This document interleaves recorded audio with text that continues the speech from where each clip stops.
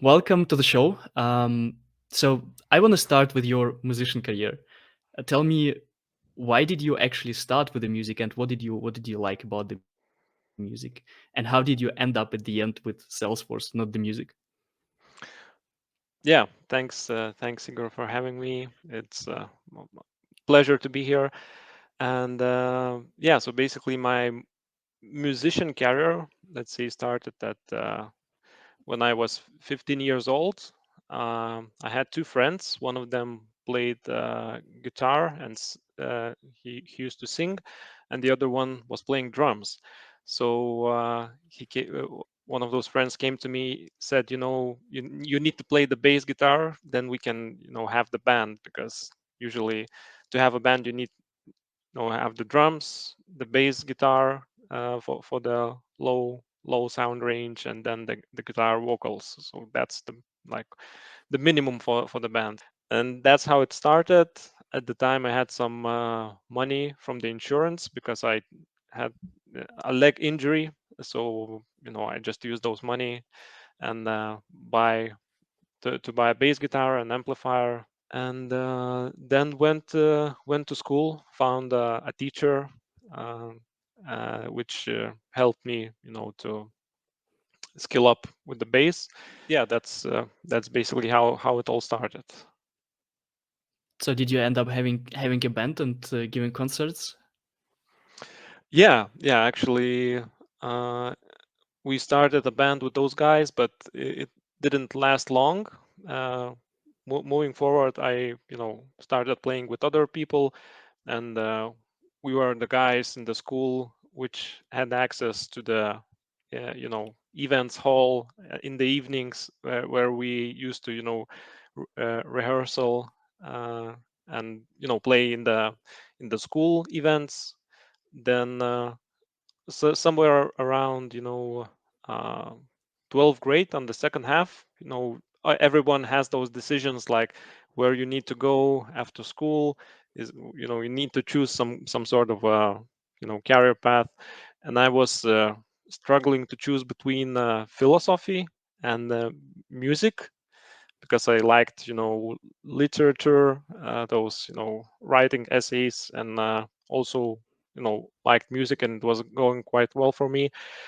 And I took the decision just by thinking that if I choose the philosophy, then you need to study a lot, you need to read books, dedicate a lot of time, and you cannot dedicate some time to music.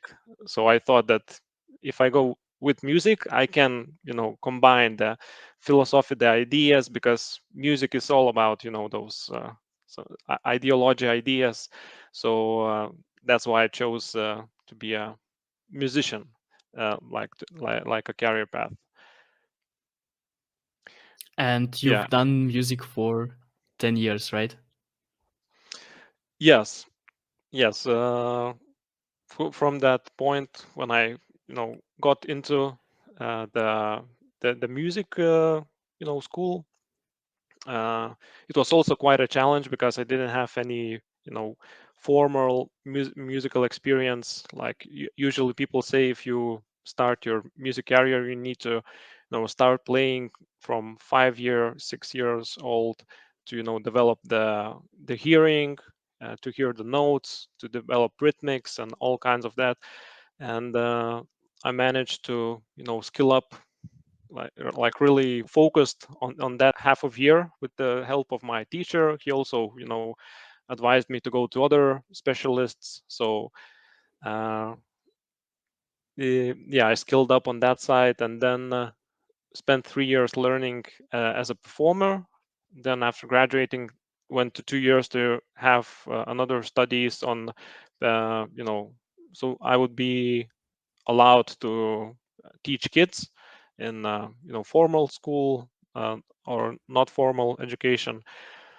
And yeah, for that time I was like performing with different bands, orchestra, different kind of experience with music. And then also in the formal, not formal education, teaching people to play guitar. So yeah, it's about 10 years.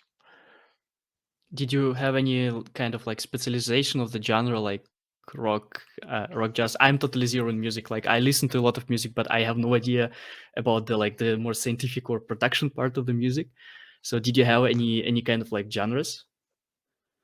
Yeah, when I was studying, the the course, the 3 years course was called Popular Music Studies. So, but basically it was made on blues music and jazz music. So all about the harmony, the improvisation, and learning all kinds of styles like funk, blues, jazz, to play on those. But with the performance, I think most of the concerts I had was related with rock music. I was playing in a band called ACDC Project. So I think ACDC, music is in general popular all around the world, and probably each country has their own some kind of ACDC project. Uh, yeah, so this with this band we toured quite a lot in Lithuania and also in Baltic states. Yeah, so it How would be rock. Yeah. your study? This is what I'm listening to a lot of interviews with my favorite artists, and when they are asked what are their favorite bands, for some reason they name different bands in what they actually perform. Like I am a lot into rock, and a lot of people from rock they name either rappers or like pop musicians. So it's so interesting that Mhm. you're like studying one thing but then you're performing on like another genre, or is it just Yeah. coincidence, or is it like a normal thing? Um, well, as study music, you get interested in a lot of different musics, because you can find different ideas, different approaches in different kind of styles. And like pop music can sound simple, but if you really try to get your head around it, you can find a lot of maybe small but really like genius ideas, how the harmony and everything works. uh, but in my case it was more that I just liked also AC/DC music, and it was just with the idea, and also spending time with the people I played at the time, and just as a experience, having fun, because it was all the touring, going to concerts each time, different venue, different people. So it was just like also, let's say, a free time together with uh, some career opportunities. They have the most memorable concert or show that you had?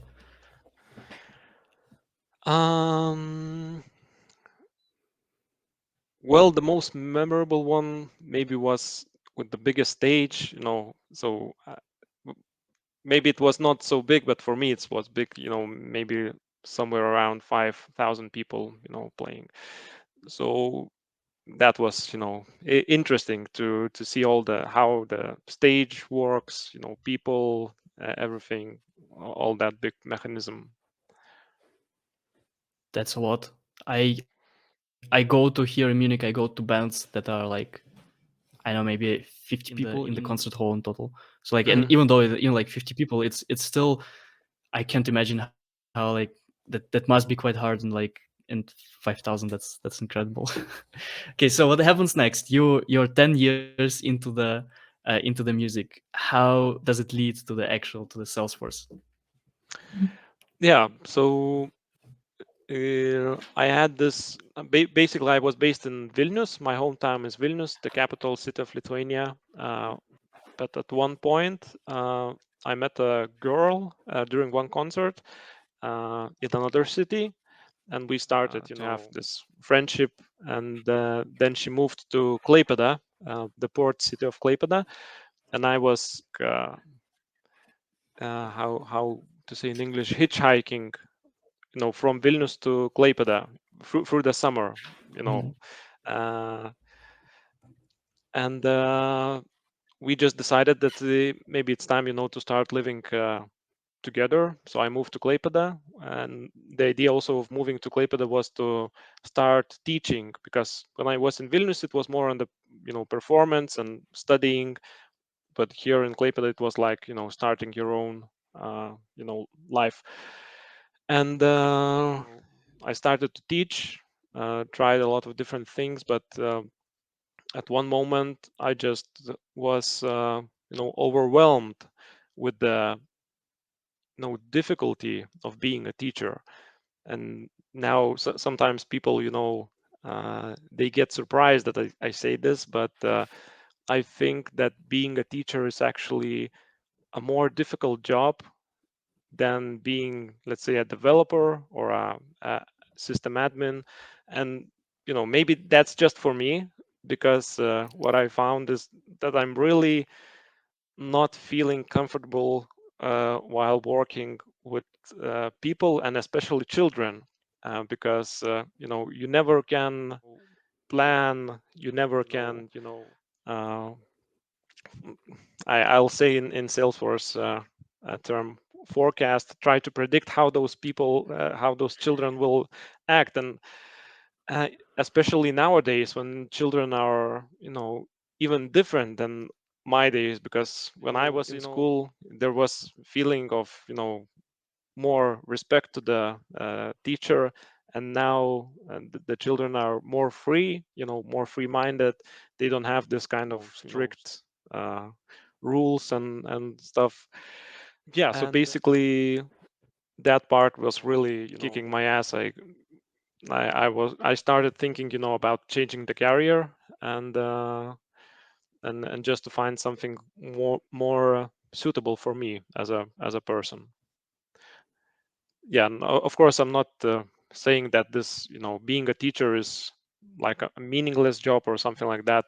It's a really needed job, but I also sometimes felt like that I'm really, as a person, I'm like not needed in school, because children comes to your class and you see in their eyes that they don't want to be in this class.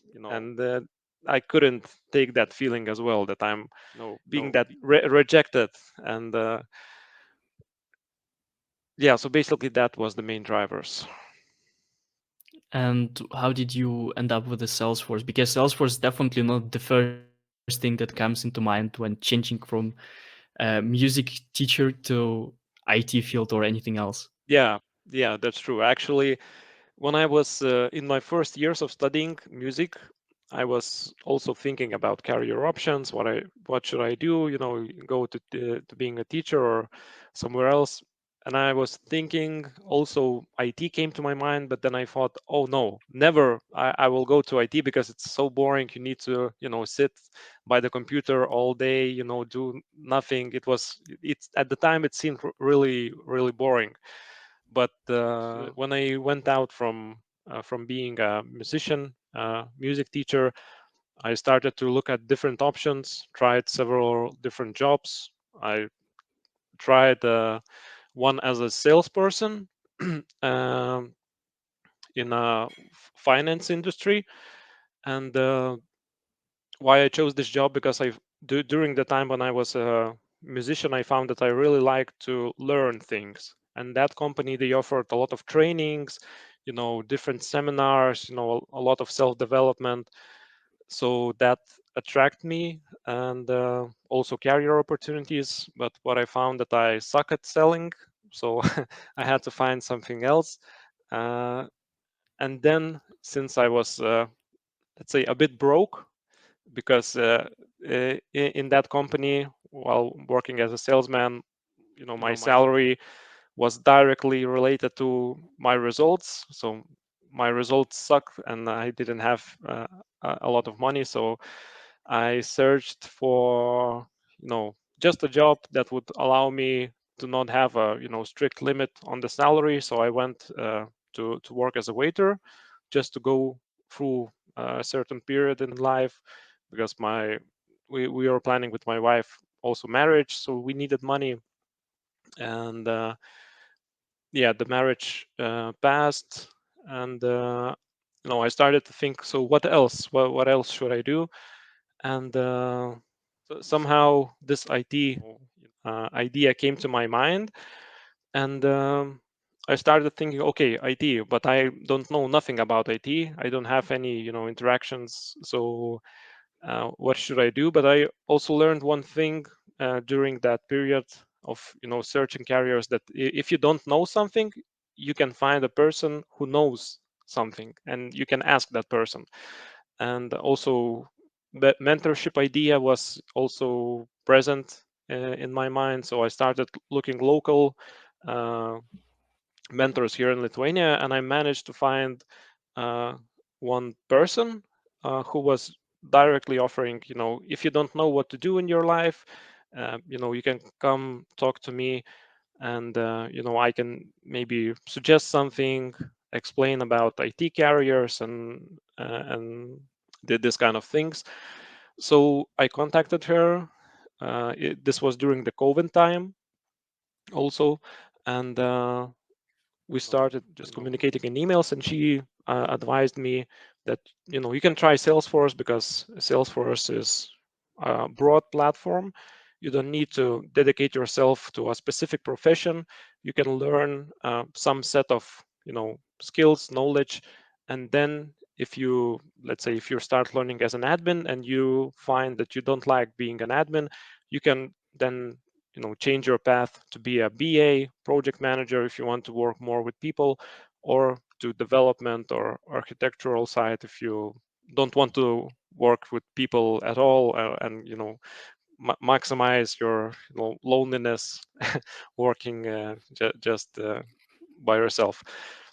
And this concept really attracted me, because of course, after spending 10 years in music, I was a bit afraid to make the wrong decision again and spend a lot of time again and end up broke, money wise, and also career wise.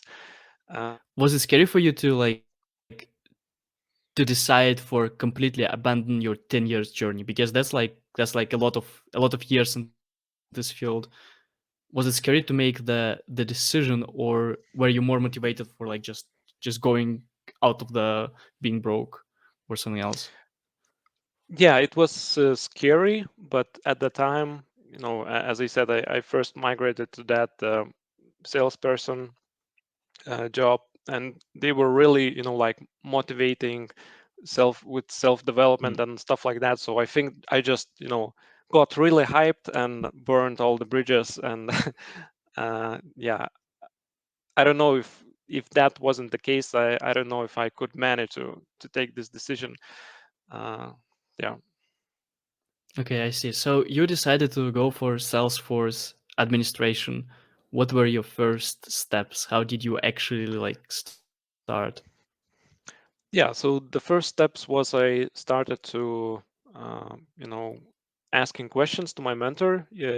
I'll just call her by name Yulia, and trying to find how Salesforce can solve, business problems for different companies. So I was just taking, any example company that came to my mind, and we tried to figure out how Salesforce would help to solve them any business problem. And I also started to learn in Trailhead. um, had the target to get certified. Sometime when some time have passed, I also found Mike Wheeler's courses in Udemy, and afterwards Focus on Force courses. So I was just bit by bit gathering all the resources to help me on this journey to be certified as a Salesforce admin. So I saw that as my first step in the career, and had this idea that if I actually get the certification, I will get the job, and that was wrong idea. Okay, so Yeah. you got your certification, and did you start applying for the jobs before or after the certification? Yeah, I started to apply after certification, But as I said, this was, I had this assumption that if I get certified, I will instantly get, invites on LinkedIn to with job offers and stuff like that. But this didn't happen, of course, and I was quite upset. But then I understood another step that I have to do, which is also really important when you are switching carriers, that I need to get the job experience. But this is actually quite more tough task to do, more tough step, because if you usually nowadays, if you want to start to work in a company, they require experience. But if you want to get experience, you need to get to work to the company. So it's like a loop that you need to find a way how to break through. And I understood that I need to have my LinkedIn profile in shape, to market myself, to be noticed in public. So I reached out to another mentor who helped me in this side to get my LinkedIn profile in shape. And also I understood that, a person with a CV who has, like, written music teacher, uh, waiter, and salesman is not quite reliable IT person to say. So I also found an opportunity and applied to a, just service desk role in a company which is not related to Salesforce. They were more on supporting, big enterprise company with Microsoft products. But this was like an opportunity for me to at least show at resume that I can, work in general by the computer and do something with it, so that the idea was that it will bring more confidence for me as a when I was applying to IT roles. Yeah, how long from when you started till the time where you get the job at the desk? Yeah, How long did it take for you?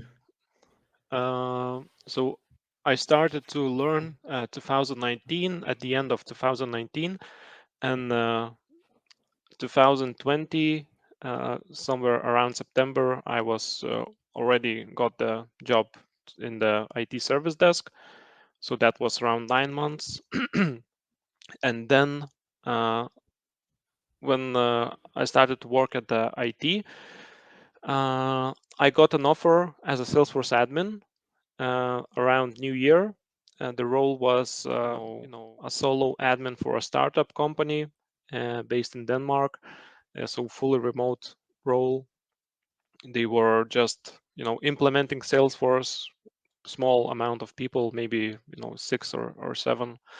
And I saw this as my, opportunity to break from the loop, try to get any hands-on experiences. Of course, I was frightened to death, because then I understood also that one thing is what you learn on Trailhead, what you watch on Udemy courses and read in articles, but another different story is when you get with the business and try to, understand the business requirements, try to communicate to the business about technical things that Salesforce can do or can't do.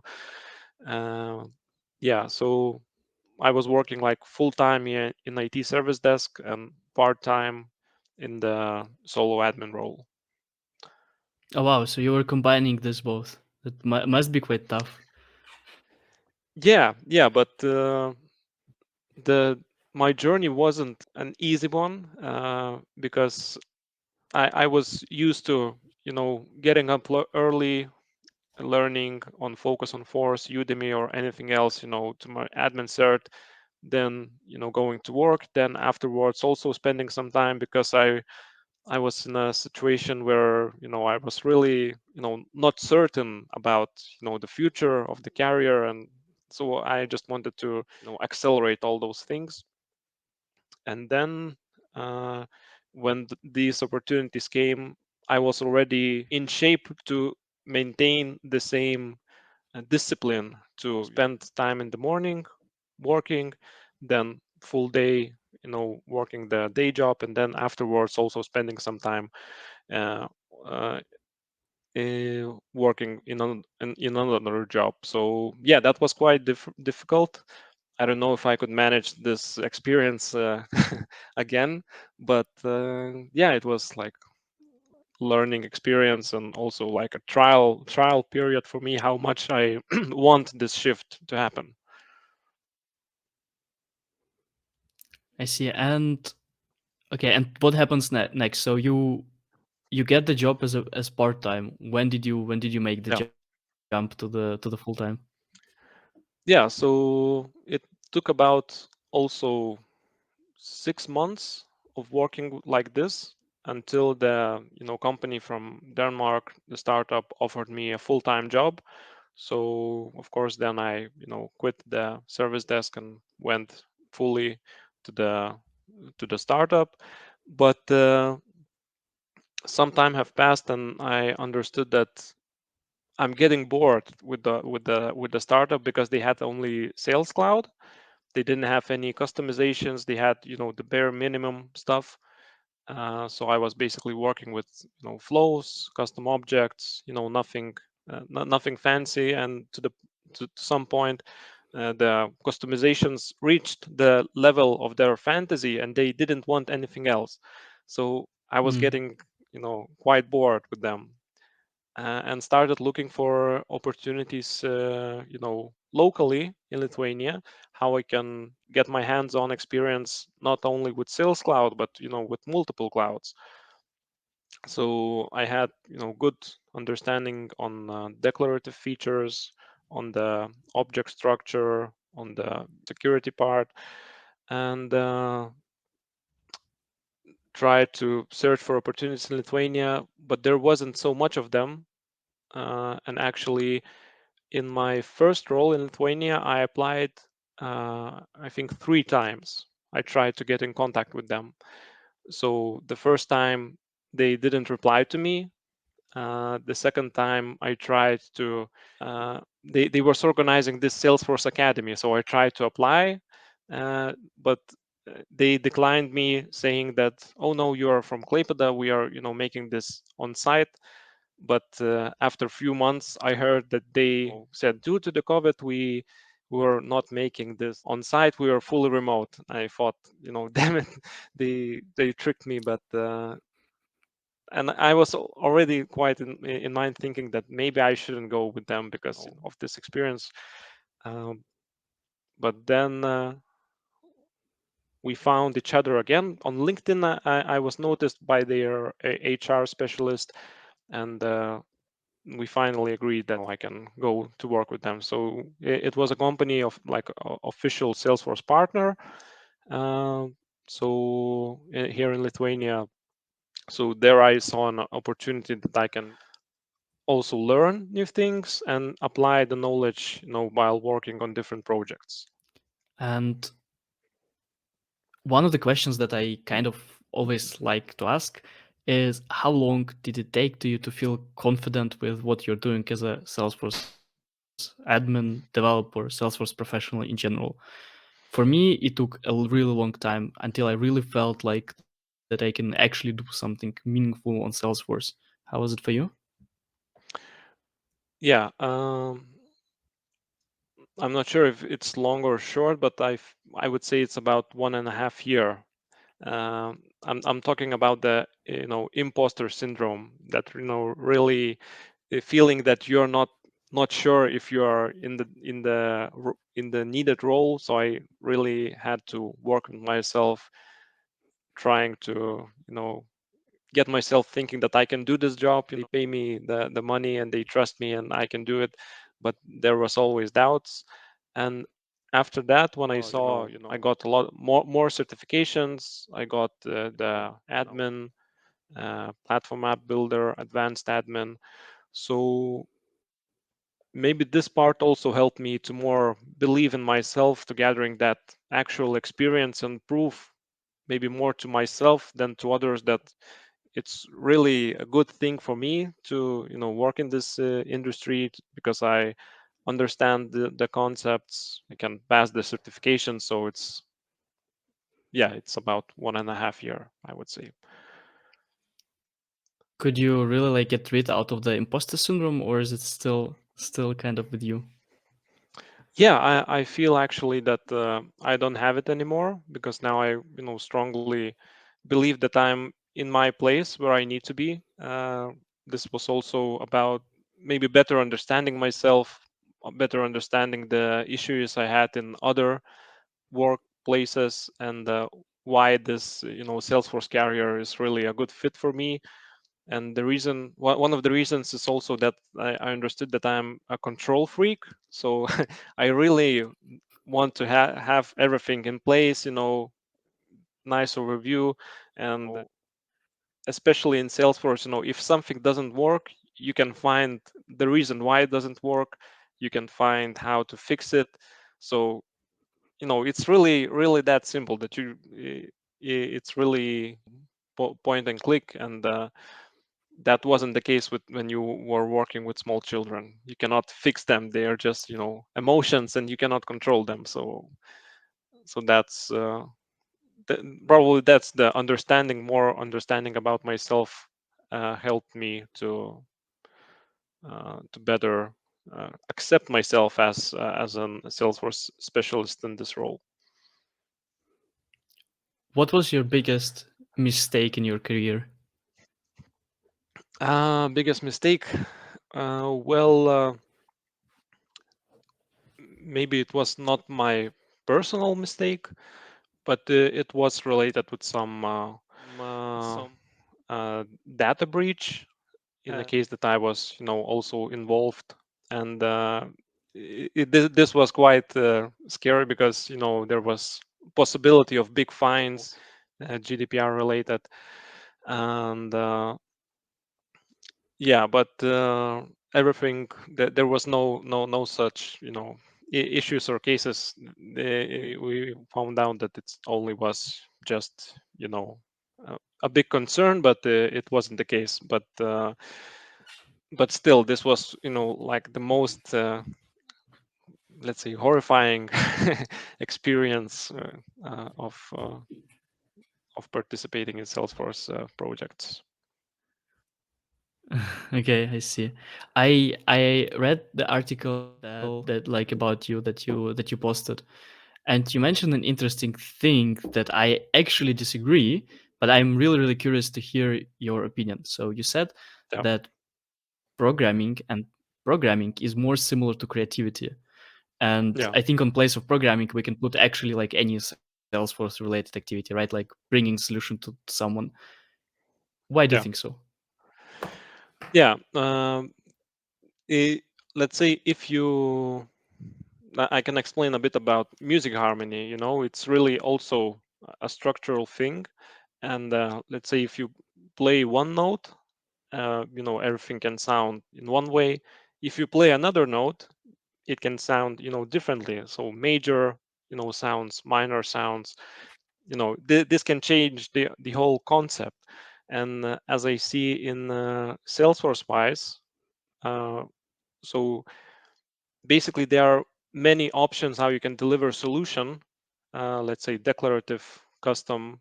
And you can always evaluate the impact of it, how it will maybe impact the roadmap, how it how the system can be scaled if you go one way or another. And how complex it can get if you go one way and another. So it's like, uh, this creativity process, like writing a song, writing a melody. You can really steer those uh, concepts. And yeah, basically that are the main reasons. And of course, when I was learning Salesforce as well, I was learning new concepts, and I was had a lot of this aha moments, when you find, different ways how you can solve the same problem. So maybe at some level you see that you have this problem, and you can solve only with, I don't know, process builder or flow. And then you learn programming, and you understand that maybe, even though it can seem convenient to go with the workflow rule or flow or process builder, uh, but if you go with the Apex code, can make this now, but if you see that this solution will scale, the complexity will only grow in, let's say, in 1 year time, it makes more sense to make it in custom code straightforward than trying to define it with declarative tools. And then so this kind of decision making, and also seeing those options and steering. So, and what's your opinion about this one? This is something that I think about, but I don't really have like a formed 100% opinion on how to classify it. I think it's somewhere in between creativity and, like on one end we have total creativity, like being an artist, and on the other end we Yeah, have like total like robotic functions, like just repeating stuff.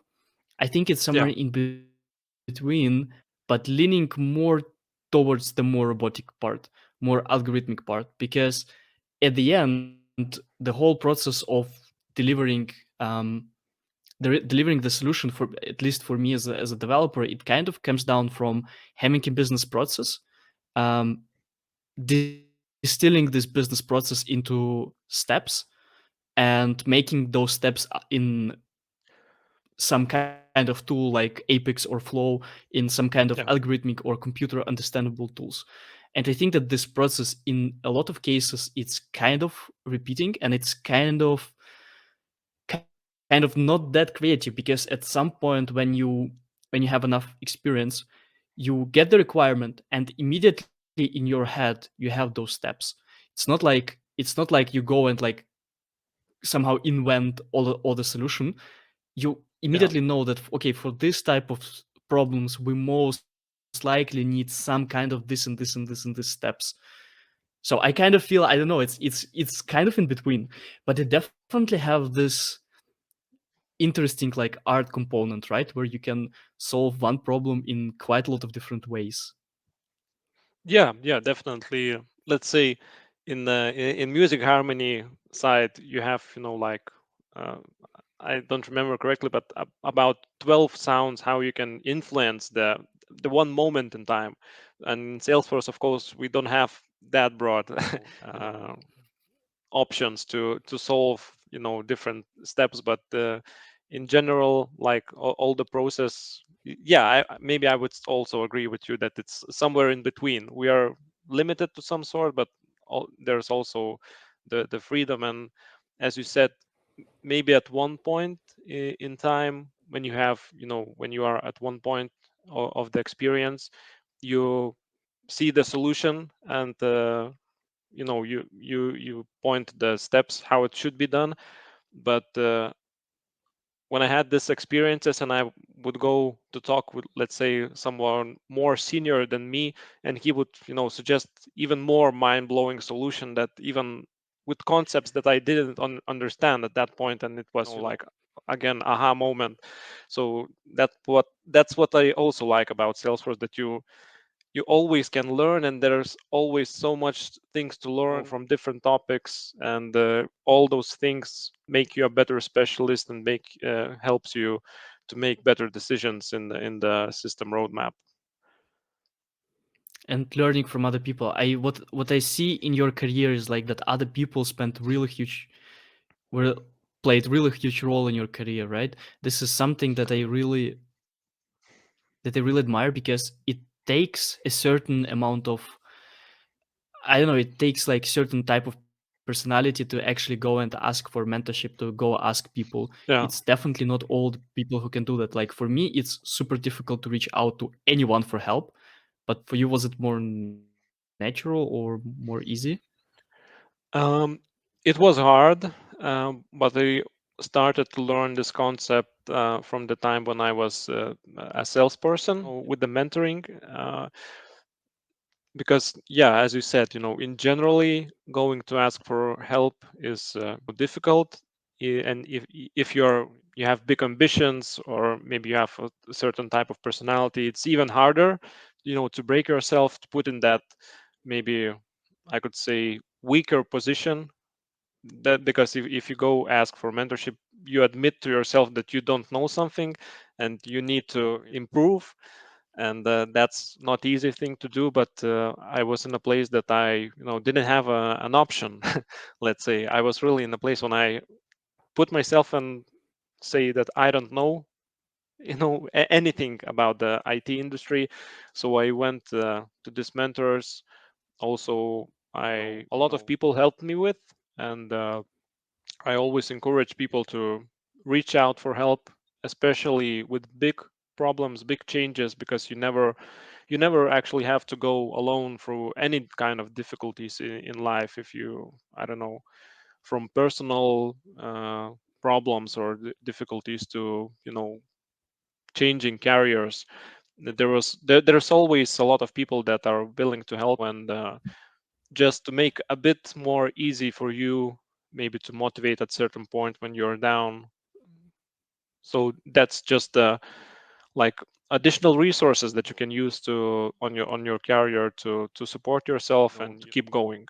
Because what I usually see when people try to change career, they get demotivated quite fast, because it's really hard to change your career, especially when you have certain things already going on in life, like family or day job, and you are not ready. You, let's say, if you don't have any financial support that you could spend 1 year off and just learning new concepts. So, and of course you need to dedicate some time for yourself to just relax and keep uh, healthy mental state, let's say, like that. So it's, yeah, it's difficult. And mentorship support, people, other specialists. So there was quite few of them in my career path that supported me and helped in different let's say points of career. And now you're mentoring on the same platform that helped you, right? You're mentoring other people. Yes, How's it going? yes. um Actually, I'm not getting too much of, of the requests, but the ones I had, I feel I really managed to help people, because there was two persons that wanted to better understand the Salesforce platform, like from the technical side, and they were really happy after the mentoring sessions. So I feel I really helped them, but also uh, as a mentoring, maybe not so direct. I'm running a community group. Let's say I'm the co-leader of local community group of trailblazers in Lithuania, and I'm dedicating my time and resources to organize meetings, find speakers, find different venues, and I see that also as a mentoring, because there's not a lot of people that are doing this in Lithuania. So just to create those environments when people can come share their ideas, maybe find some new career opportunities, or just in general share their problems.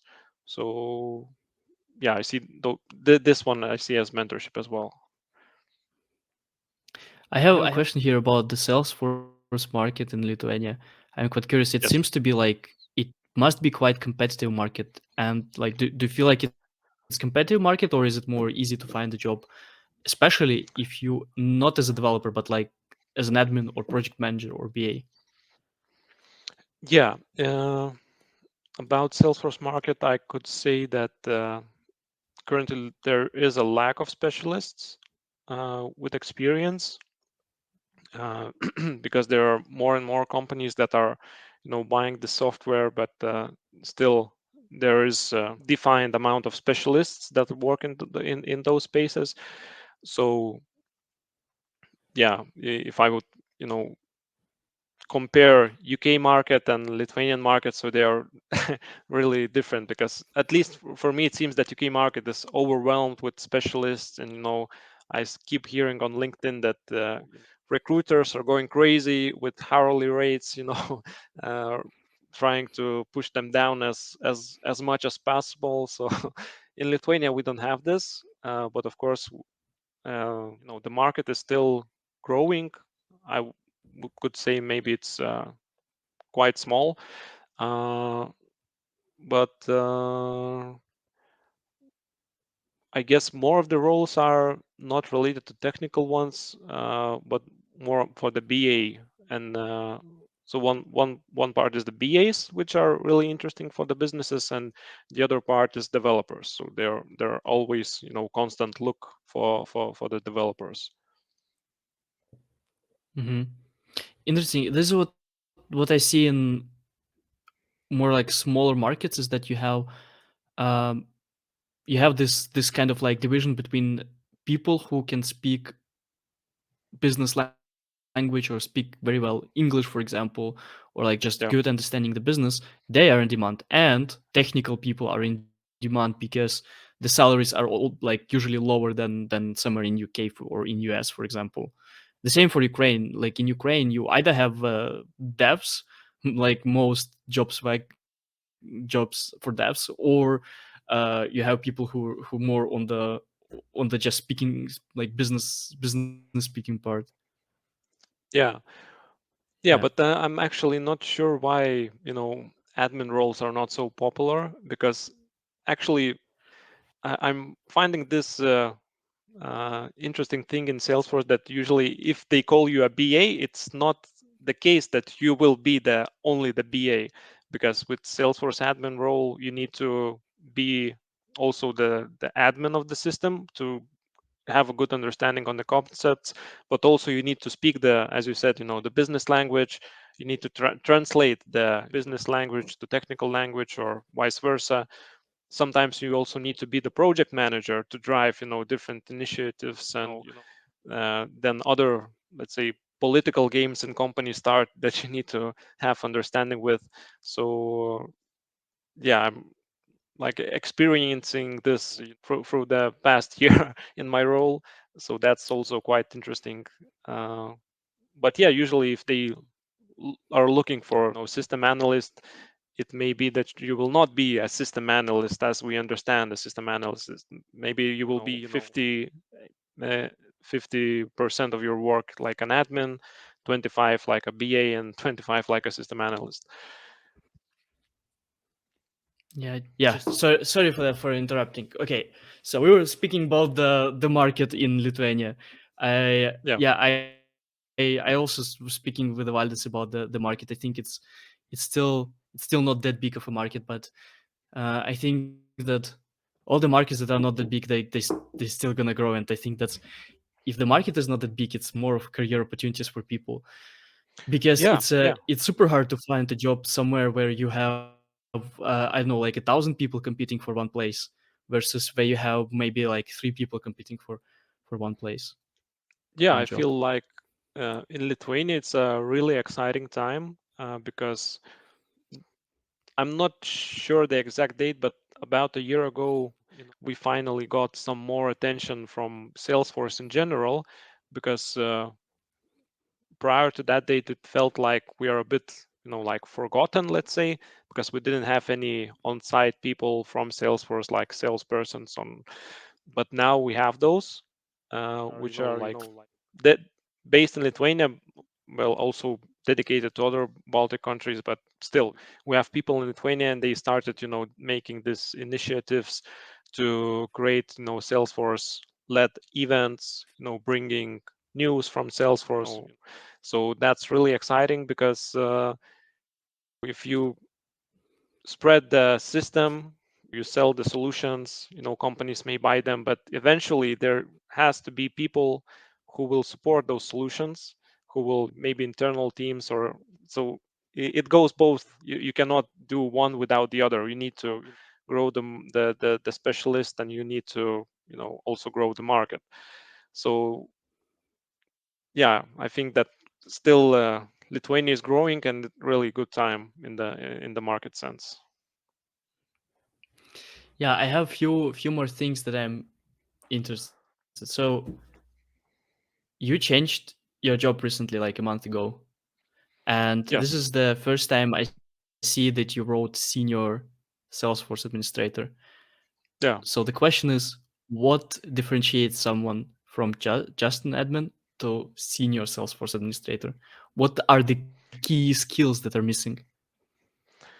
Yeah. So the senior person is more as I mentioned, maybe more has the skills on the BA part. He understands, has the better understanding on the business concepts, on how to translate business language to technical language and vice versa. Also, the senior has in general more experience with Salesforce and with different Salesforce approaches, let's say spanning from declarative solutions to even Apex. Of course, I wouldn't say that it's mandatory as a senior in general to have development, some development background. But in my case, this really helped because you can evaluate the solutions not only in the declarative scope but also in the custom scope, in the custom programmed scope. Also, it's a bit of setting the tone on the solutions. How I mean, let's say the security wise, you need to apply the security guidelines. What is possible with the system? So basically, it's like defining the governance and center of excellence for the Salesforce team in general, and also informing the business what is possible with the system and uh, providing the best solution that you are capable of analyze and offer. Is it fair to say And that the difference between yeah, go on. yeah, and with the Salesforce admin, not the senior one, you're usually maybe working on a more specific tasks or functionalities or implementation, but maybe in a smaller scope, let's say like that. So you're managing smaller chunks of information, smaller chunks of uh, ownership, let's say like that. And as a senior, of course, you need to take more ownership on the system and also for the team, defining the rules of the game. How will you operate on your daily operations? Of course, it's in collaboration with the business and the managers, but yeah, I would define it like that. Is it fair to say that senior Salesforce admin is more of an architect than an admin? Yes, I think it would be fair to say because you're also evaluating the system, getting your opinion of what would be the best solution based on your experience, and also defining the internal rules, the processes on how will you manage incidents, how you will manage service requests from the business, or any other processes like DevOps or something else. Of course, in different the different companies, different scopes, it can vary. Sometimes they have dedicated people as DevOps specialist, or but in my case, I have really broad scope for the responsibilities. I have I have one kind of a strange question because that was basically our whole conversation was about it. But concrete advice to someone who is pivoting career from any other field into Salesforce, what advice would you give? Yeah, so my advice would be that find the person who can help and support you in your journey, because as my experience shown, of course I put a lot of effort, and maybe it was a bit edgy, on the experience that I really spent a lot of my personal time learning. And but I think that anyone on their own pace can also complete this journey if they really want. uh, yeah, so one thing would be find a mentor who would support you. It can be many people in different time frames. And also another important thing is to, if you decide on something, let's say if you decide to get a admin job, so don't quit until you get it. I mean, it can take you 1 year, 2 year, maybe even 5 years, but because in my experience, I also had these moments thinking that maybe it's not worth it. Maybe I should just drop everything because it's not working. But really, if you dedicate yourself to getting to that final goal, and then when you get there, you can evaluate if you want to continue with your path, or you want to switch it. But you will still have that feeling of accomplishment that you decided to do it and you did it. And I think that's also really, really important to feel good about yourself internally. I think these are awesome advices. Is there anything that I missed from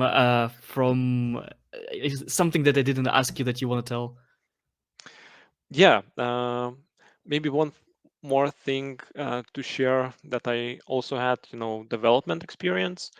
uh, I was learning, and I also have the platform, that developer one certificate.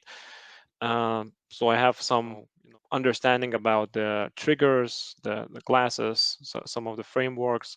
So that was really also exciting uh, thing for me to learn. I don't feel still that I can deliver really good solutions as a developer.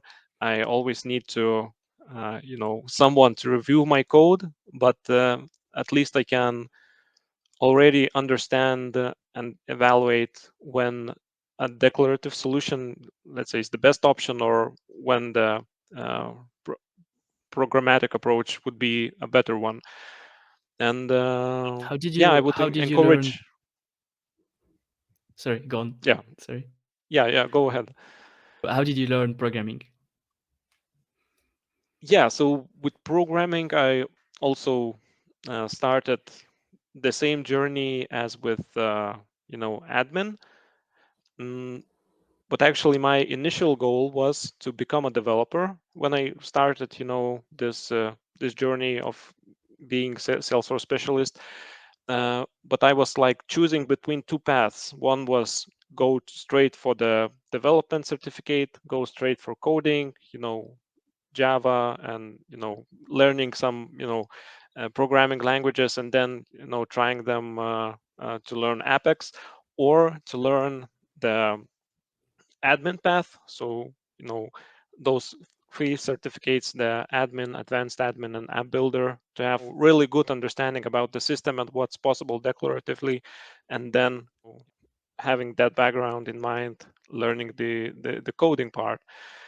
And that was the way I went, and I was really, really lucky to have at the moment really great company that supported my journey of learning to code, giving ability to reach out to really great developers who spend their time evaluating my solutions, giving advices on what to learn next and how different things work.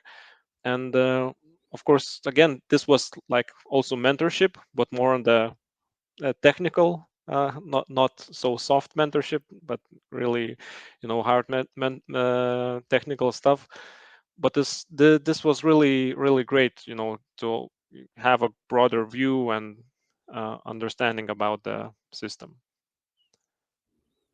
Do you do you feel like there's some kind of like fundamental difference between learning how to code and learning administration part?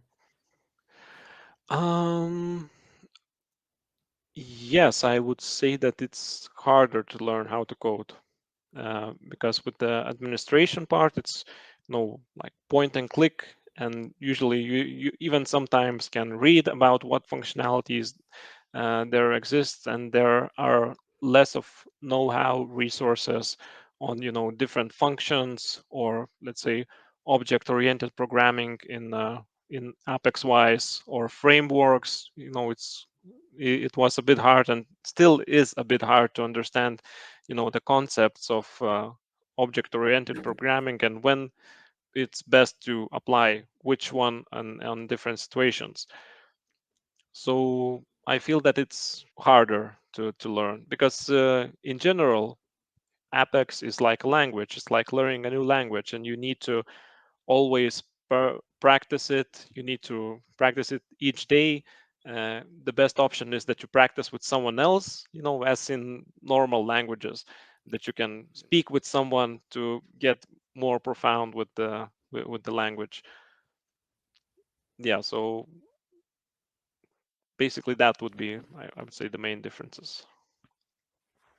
I agree. There's definitely this is also one of the things that I'm trying to spot. There's something fundamentally totally different from administration part and coding part, but it's very hard for me to like to put it into just like one sentence or something to summarize this whole difference.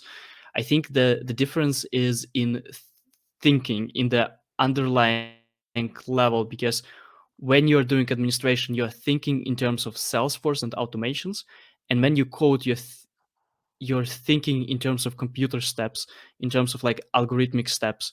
And this is something that I see people missing who are switching or who learned from first administration and then programming, that this step by step algorithmic thinking, this is something that a lot of people have to learn uh, when they're coming from the administration background. So I think that's kind of the difference. But still, if you're, for example, if you're good with flows, then it's basically already a programming language. Yes, yes. Versus when you're good with like permission sets, it doesn't make you a good developer. Yeah, yeah. Like, Yeah. yeah, I really like flows that they really bring to mind a lot of, concepts in programming as well, because you cannot make loop in a loop, or, make DML operations in loops and not to hit limits. So that's similar to programming as well. Yeah. How was the Dev 1 certification for you? Was it Yeah, hard? it was, it was hard. Uh, and the hardest part, of course, was the Lightning Web components. I still don't feel Mm. comfortable with them.